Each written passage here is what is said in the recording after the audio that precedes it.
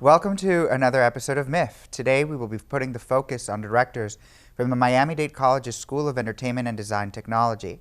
We have with us today Professor Tommy Demos, who directed Starchild, which premiered at this year's festival, Florida Focus Program. Welcome, Professor Demos. Can you tell us a little bit about Starchild, what it's about? Sure, thank you for having me. Starchild is essentially about overcoming loss. And in this particular case, it's about a mother who is overcoming the loss of her child. So the movie opens up with a nightmare scene, and this mother's very distraught. The audience doesn't know why, but in following her story, you realize that she does not know what has happened to her son. He's missing, and she goes on a quest to discover where he is or what happened to him. And she's not getting much help from her husband, Donald. And I can't keep pretending that someday I'm gonna get my wife back. I can't be your wife without knowing what happened to our son. She's getting a lot of help from her psychotherapist, who is not named.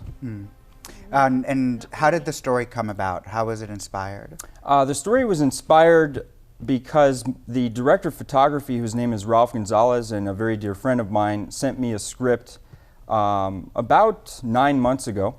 And I read the script at home and thought that it was a fantastic idea, but that there needed to be several changes made to strengthen the theme of the story. So it originally was based on the mythological tale of Benny and Barney Hill, who actually had a close encounter experience in the Appalachian Mountains many decades ago.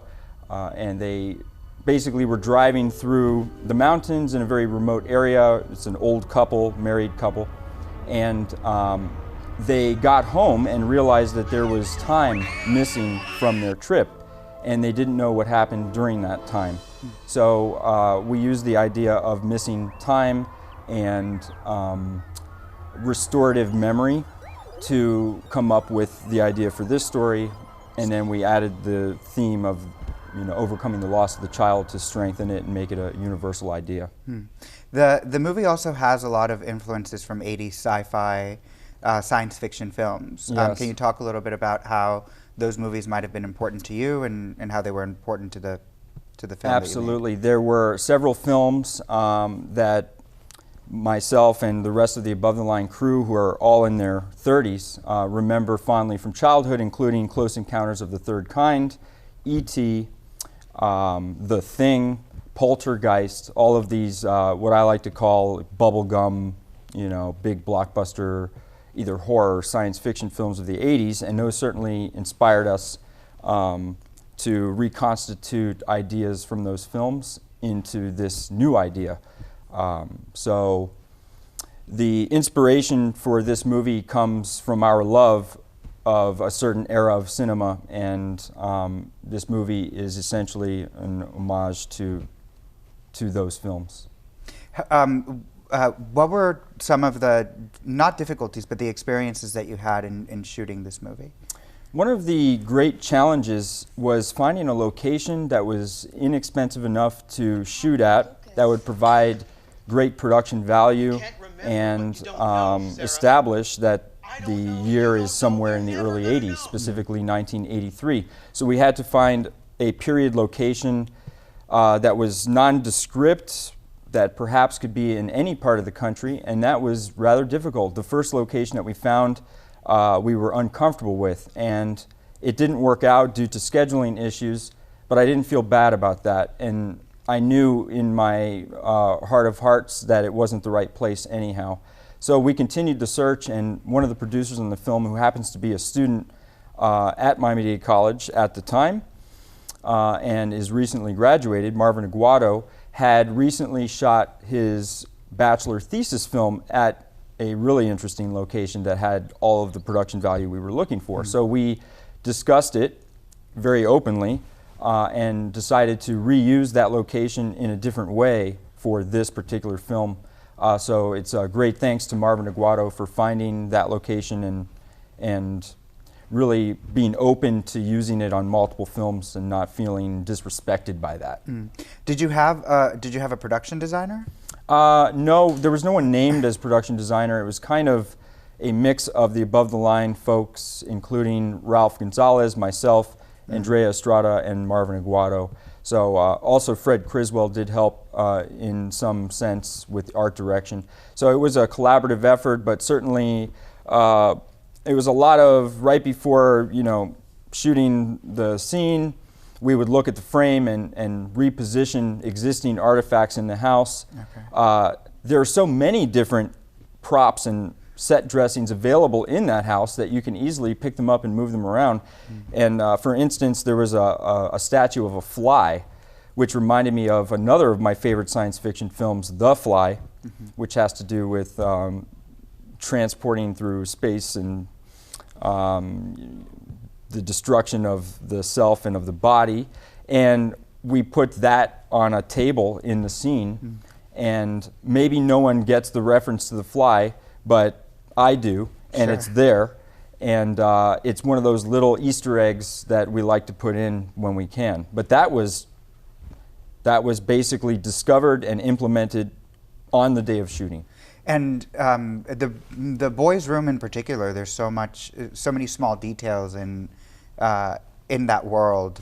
The games that he has, the posters on the wall. It's interesting to hear that it was a collaborative effort to get that in the picture. There was great care taken in designing the boys' room in advance. Andrea Estrada was instrumental, as was Marvin Aguado, because we talked about what are the things that a boy might have in his room, a boy who is obsessed with space and traveling to faraway places, who's really an explorer, much like the boy in Flight of the Navigator, another 80s movie that we reference. And we made a list of the things that this boy would have, like a telescope and space-themed sheets on his bed. There are all kinds of science fiction toys in the room. His name is on the wall in colored letters. There are comic book lunch boxes. There's a science fiction poster on his door. All of that was planned, and it was in place of exposition. We did not want characters to say something silly like, oh, our son is missing, where did he go? And he was obsessed with space and he really loved looking up at the stars. We wanted to show that with the elements in set design. How was it working with students? Because I think that that's a particular experience for this film. It was a fantastic experience working with students who we recruited directly and purposefully for the making of this film. There were 10 total students that worked on it, 2 of them from a different institution, and 8 students from Miami-Dade College, most of which were either on the verge of graduating from the bachelor's program in film, television, and digital production, or had actually graduated. So we handpicked, basically Ralph, Marvin, and I handpicked the people that we would bring on to the project, and we selected people that had a variety of skill sets so that they could fill those positions on the crew. And everybody worked well together. We worked in great concert with each other, and we had no conflict and no issues. It was really like a textbook example of what it should be like for a professor to work with students in the field. Let's take a look at Starchild.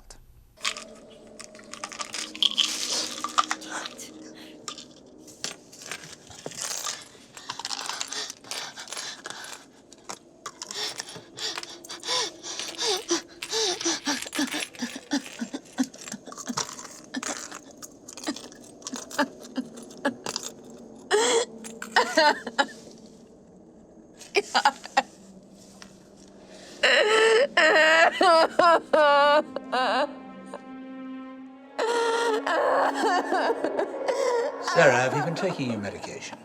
Yes. What about sleep? Have you been sleeping? No, not really. Have you been having nightmares? Yeah. Every night. Why don't we begin?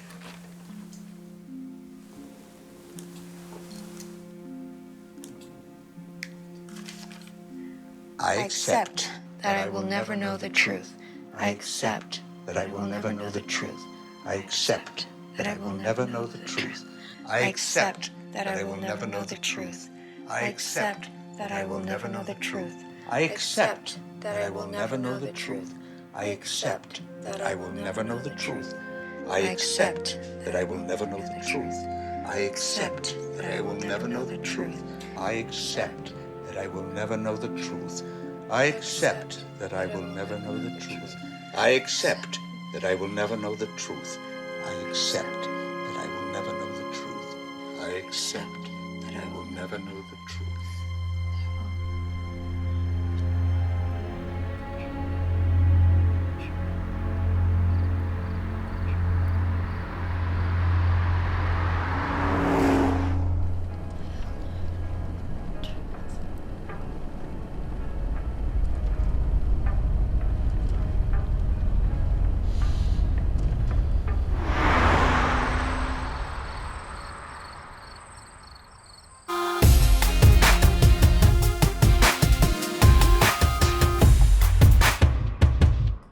Cool programs for hot jobs. Let Miami-Dade College jumpstart your career. We offer bachelor's degrees in film and TV production, nursing, electronics engineering, information systems technology, supervision and management, supply chain management, or choose from 300 other programs to study. You can take classes during the day, evening, weekend, or online. For more info, visit MDC.edu or call 305-237-8888. Get the knowledge and training for today's in-demand jobs. Register now. Miami-Dade College.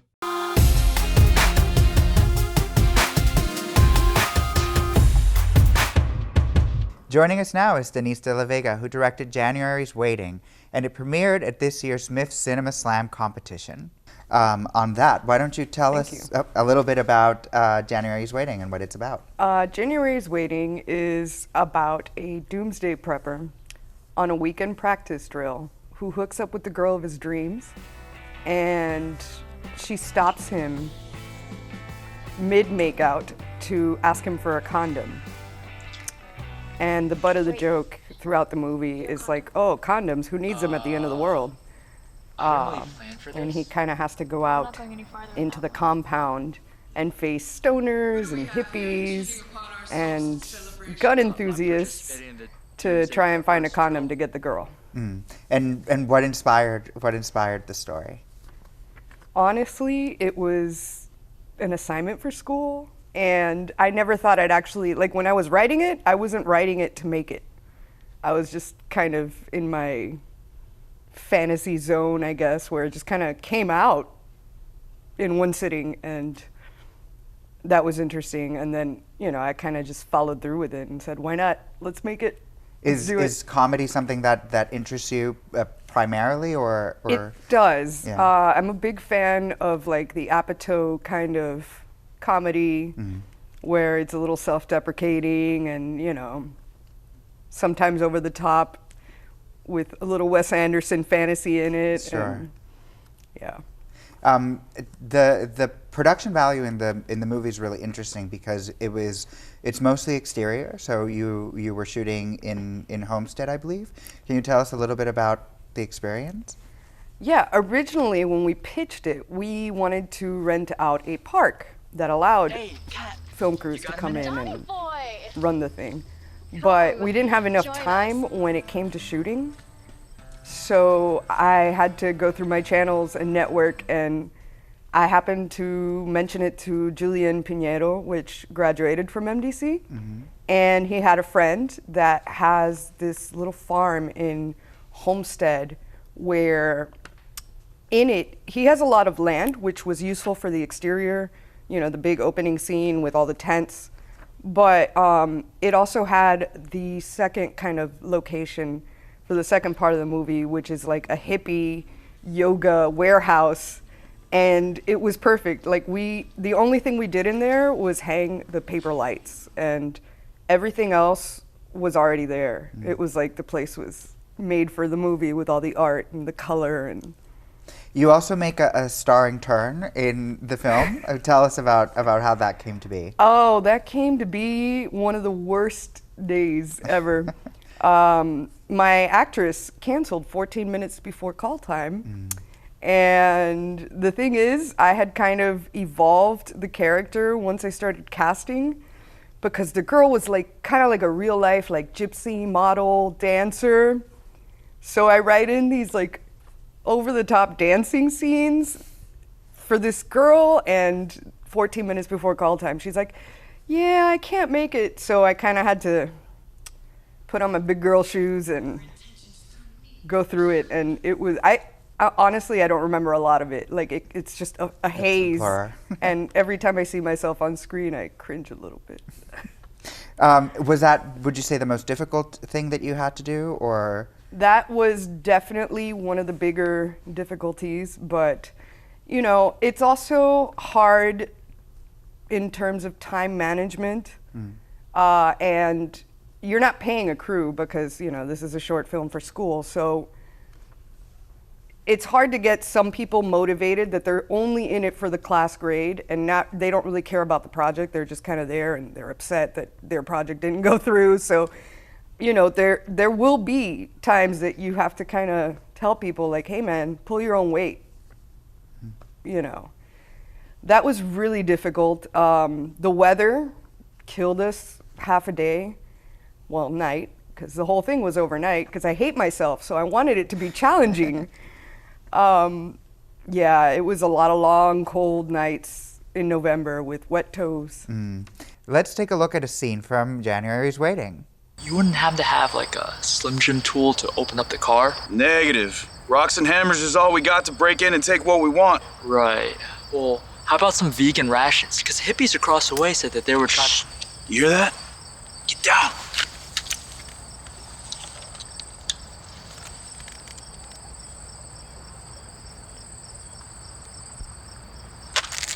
We're under attack. What? We need to get back to base camp and warn the others. Follow me, stay low. Let's move.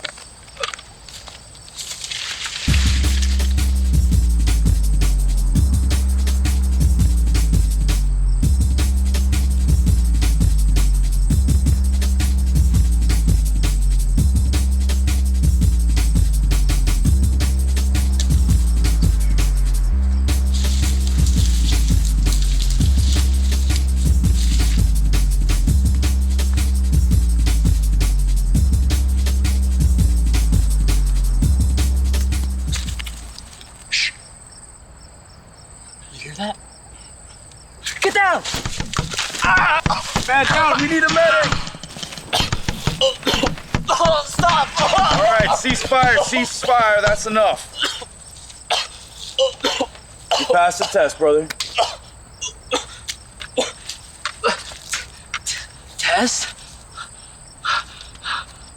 What the fuck's wrong with you guys? You had to prove to us your worth before we could help you out. Benitez, get this man a case of vegan rations.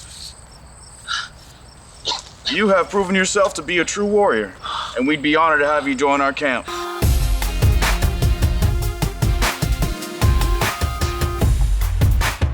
Anything that was particularly memorable about the shooting experience? It went through in like a haze and a fury of like 4 days where I was kind of running around, didn't sit for 4 days, and by the end of the whole thing, I couldn't even feel my toes. But at the same time, it was like this high and this rush and this like super geeky like family love for like the people in my crew that like made it happen, because it was collaborative. Like, you know, there might have been official positions like director, producer, but like everybody was kind of wearing multiple hats, the ones that like really cared about the project. And so it's like, you kind of come out feeling like super cheesy and, you know, like you can conquer the world. And then you go to the editing room and your expectations lower. So you were in Cinema Slam for Miff. What was that like? That was amazing, fun, yeah, tiring, and it's very motivational to make you kind of keep at it. So you kind of want to do it again, and it's a lot of fun. And I made some contacts there that, you know, now I have another screening coming up for the No LA thing at Wynwood. So it's like, you know, one event kind of leads to another event, and it's like a little snowball. Good. And are you trying to take it to other festivals in Florida, or? We've done a couple in Florida. We did West of Cannes, which was the first year and that was in Miami Lakes. We also did the Flagler Film Festival, which was up the coast. And in July, we're doing SuperCon. Oh, that's great. Yes, that's going to be a lot of fun. Yeah. That's 50,000 people go to that, so that's going to be intense. If you had to give advice to students who are either entering the workshop or even graduating, because you recently graduated from SCDT, what would you say to them?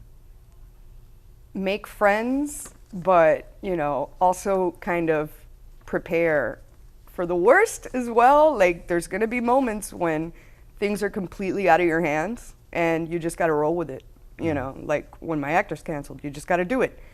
And you got to communicate, and your main crew, you're above the line, you got to be able to talk and understand each other, because there will be moments on set that you want to kill each other, and at the end of the day you kind of have to put everything behind and just make it work. And well, Denise de la Vega, thank you very much for being with us, and thank you for joining us. Thank you.